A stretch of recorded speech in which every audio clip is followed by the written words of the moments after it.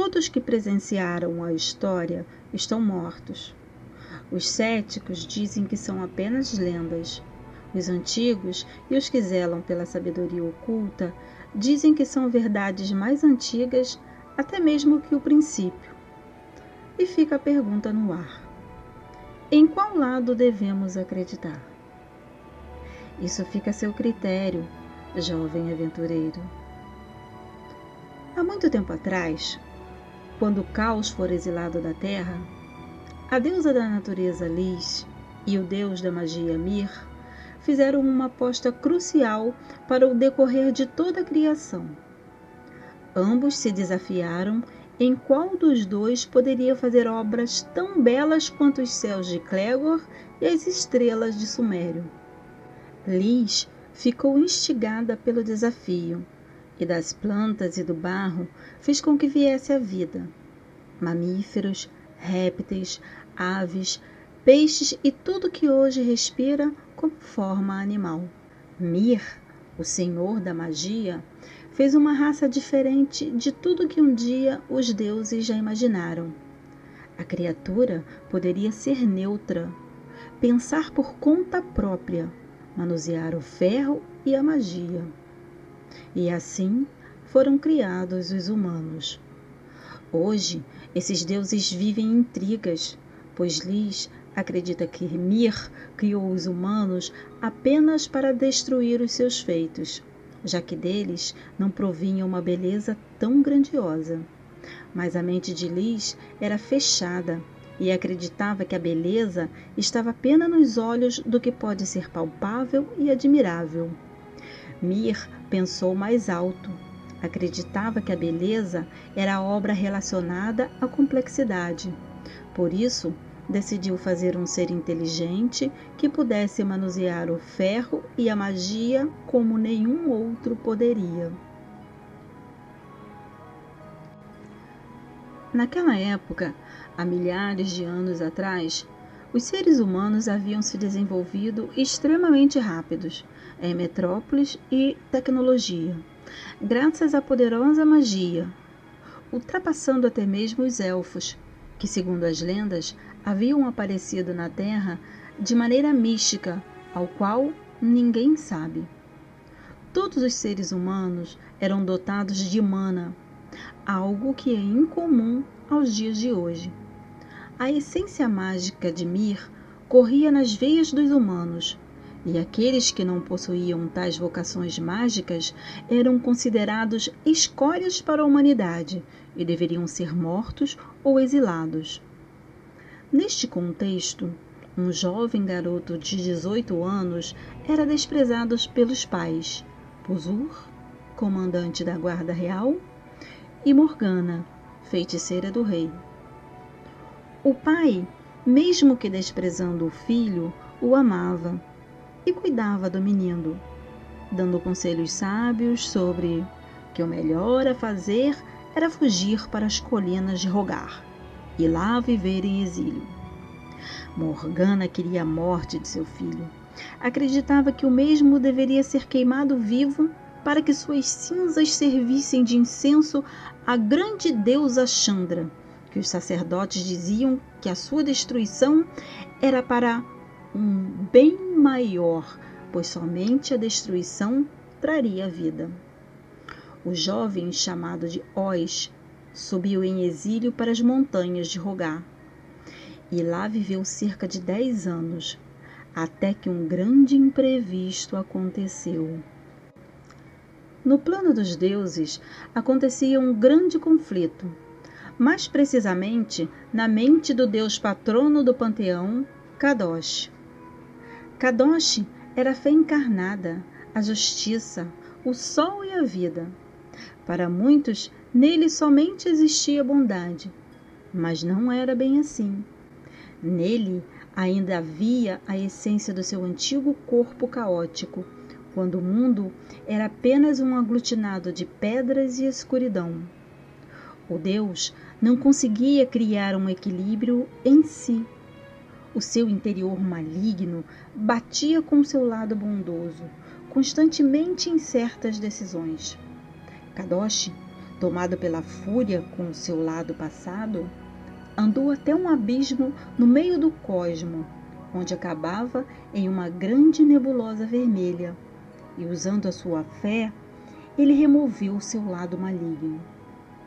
Uma fumaça negra e disforme saiu de sua boca, e assim caiu no espaço.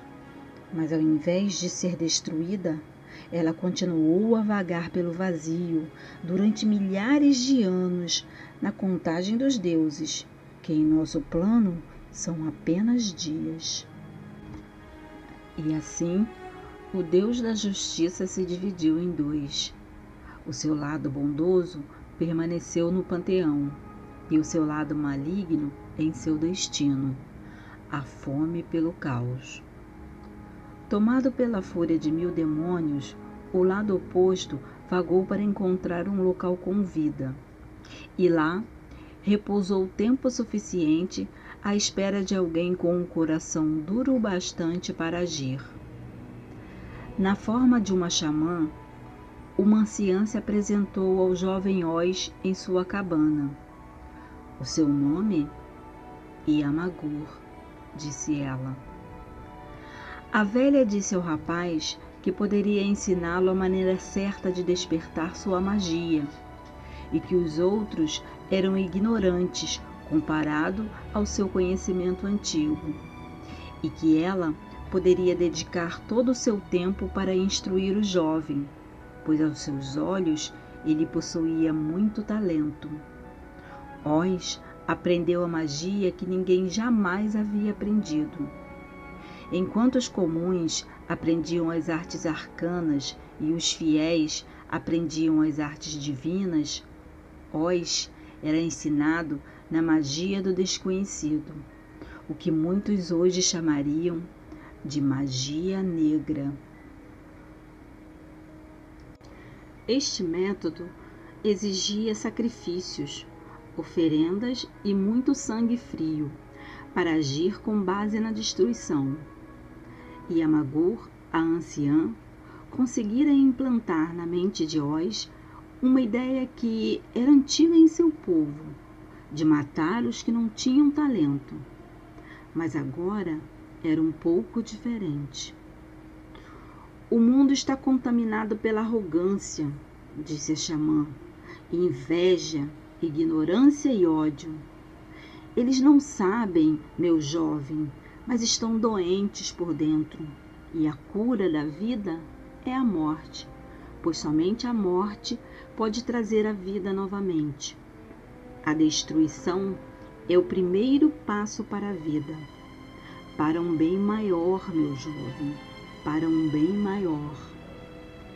Haviam-se passado 10 anos que Oz estava na cabana com a mulher, e já era chegada a hora.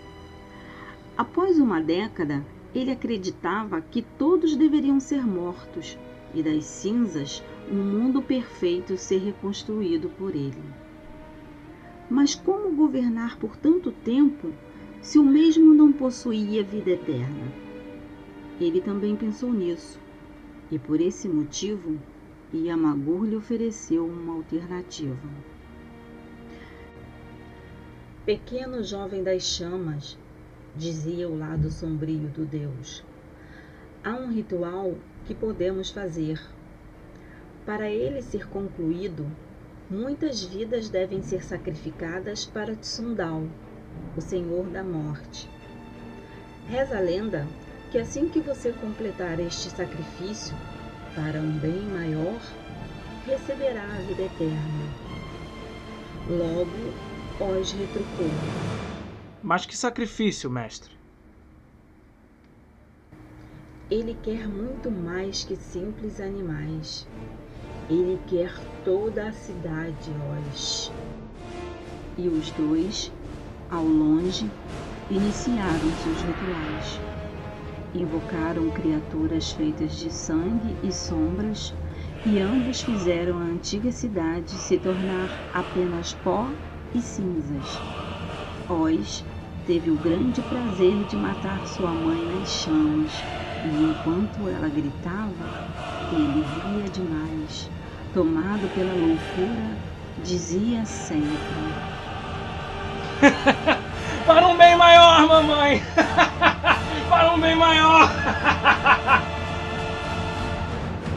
Naquela época, o Tratado Celestial ainda não fora criado para limitar a capacidade dos deuses em intervir no plano mortal, e a quantidade imensa de sacrifícios fora suficiente para abalar o plano dos deuses. Visto isso, o próprio Senhor da Morte desceu para cumprimentar Oz e completar a sua iniciação num ritual que o transformaria em Lich, um morto-vivo que seria dotado de imortalidade, ruína, ganância e maldade. Porém, o Senhor da Morte reconheceu Yamagor e, reprovando qualquer tipo de aliança entre os dois, a expulsou para as terras longínquas e ela o acatou imediatamente, com medo da morte. Tsundao também fez um acordo com Oz para que o mesmo terminasse o ritual. O deus da morte estava ao lado de Lich e acreditava que os humanos eram apenas uma falha ao qual deveria ser controlada e não erradicada. As regras para serem seguidas eram: para uma melhor organização, uma ordem deveria ser criada que tivesse a ideia de destruição sobre a vida, e ela deveria ter seu nome como homenagem. Possuir o número de 13 membros na cúpula da nova ordem, ao qual Oz iria criar. Os 13 membros deviam ser os mais poderosos da Terra para provar o poder dele. Em nenhum momento eles devem ter quaisquer interesses em alianças com Yamagor. Ser extremamente secreta e restrita. Uma vez na ordem, sempre nela. A saída da mesma deve ser penalizada com a morte. O pai de Oz, Puzur, conseguiu sobreviver ao massacre e havia fugido. E não sei ao certo dizer, mas as lendas dizem que Puzur se tornou o primeiro guardião de Garderion, seu deus sumério, que o concedeu a imortalidade e parte do domínio do tempo e das estrelas. E segundo as mesmas lendas, uma grande batalha fora forjada pelos dois para o destino deste mundo. Não sabemos de que forma, mas Puzur venceu Oz e o fez fugir para algum lugar que nós desconhecemos. Até então, não sabemos o paradeiro de Puzur. E Oz, pelo que parece, está em algum lugar preparando a destruição de nossas vidas, de uma maneira que nós jamais devemos acreditar, para um bem maior, pois a destruição nunca será motivo para se criar paz no mundo. O mundo está doente, e somente a destruição trará a ordem. Eu sou a destruição. Eu sou a guerra. Eu sou o bem maior.